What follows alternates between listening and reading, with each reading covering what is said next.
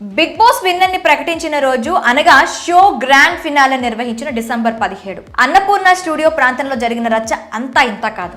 Runner up Amardeep, winner పల్లవి Prashanth fans ఒకరి మీద ఒకరు దాడి చేసుకొని రంగం సృష్టించారు. కంటెస్టెంట్ల కార్లను ధ్వంసం చేయడం మాత్రమే కాక అమర్దీప్ వెంటపడి తరిమి తీవ్ర ఉద్రిక్త పరిస్థితులు సృష్టించారు. పైగా ప్రభుత్వ ఆస్తులైన ఆర్టీసీ బస్సులను కూడా ధ్వంసం చేశారు. జరిగిన అల్లర్ల మీద ఆర్టీసీ ఎండీ సజ్జన నారాయణ వంటి నేతలు ఖండించారు. అంతేకాక అల్లర్లకు బాధ్యుడంటూ బిగ్ బాస్ విజేత పల్లవి ప్రశాంత్ మీద పలు సెక్షన్ల కింద కేసు కూడా నమోదు చేశారు పోలీసులు. ఈ క్రమంలో తాజాగా పల్లవి ప్రశాంత్ పరారీలో ఉన్నట్లు తెలుస్తోంది. గజ్వేల్ సమీపంలోని కొల్లూరు గ్రామానికి చెందిన Pallavi Prashanth Bigg Boss season 7 winner గా అమర్దీప్ రన్నర్ అప్ గా నిలిచారు. ఈ నేపథ్యంలో ఇద్దరి అభిమానులు పెద్ద సంఖ్యలో జూబ్లీహిల్స్ రోడ్ నెంబర్ 5 లోని అన్నపూర్ణ స్టూడియో వద్దకు చేరుకుని నినాదాలు చేయడంతో తీవ్ర ఉద్రిక్తత నెలకొంది. అమర్దీప్ ను విజేతగా ప్రకటించకపోవడంతో అతడి అభిమానులు గొడవకు దిగారు. మరోవైపు పల్లవి ప్రశాంత్ అభిమానులు వేలాదిగా అక్కడికి చేరుకొని నినాదాలు చేస్తూ అమర్దీప్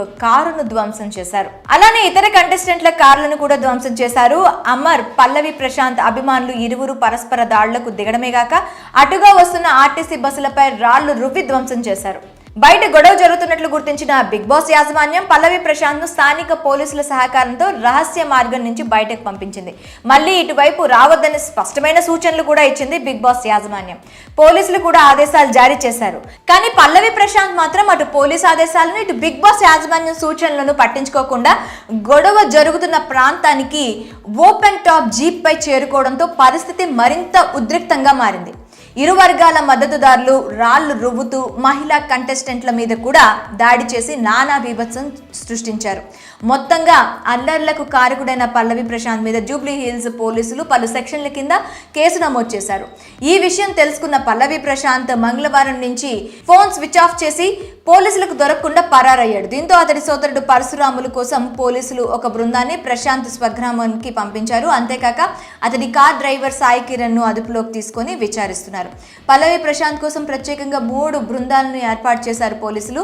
అంతేకాక ప్రశాంత్ అనుచరుల ఫోన్ డేటాను సేకరించారు పోలీసులు. కొమ్మరవెల్లి సమీపంలోని ఓ గ్రామంలో పల్లవి ప్రశాంత్ ఉన్నట్లుగా గుర్తించిన పోలీసులు అక్కడికి కూడా ఓ బృందాన్ని పంపినట్లు సమాచారం. ఇదిలా ఉండగా ఆర్టీసీ బస్సుల మీద రాళ్లు వేసిన వ్యక్తులను గుర్తించేందుకు సీసీ ఫుటేజీలను పరిశీలిస్తున్నారు. ఇందుకోసం 15 మంది పోలీసులు ఆయా ప్రాంతాల్లోని సీసీ ఫుటేజీలను పరిశీలిస్తున్నట్లుగా తెలుస్తోంది.